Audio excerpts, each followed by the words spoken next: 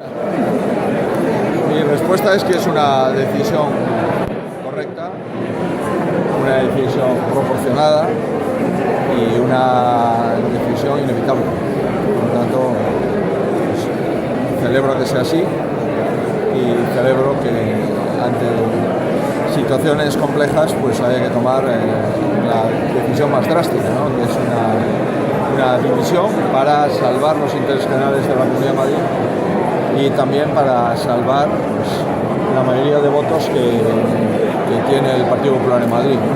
Por lo tanto, a veces se cometen errores, esos errores tienen una trascendencia pública y sabemos los políticos que errores que en la vida privada son errores difíciles de justificar, en la vida pública son absolutamente injustificables. Por lo tanto, le agradezco a la expresidenta de la Comunidad de Madrid su decisión, que insisto que me parece lógica y proporcionada. ¿Qué comparecencia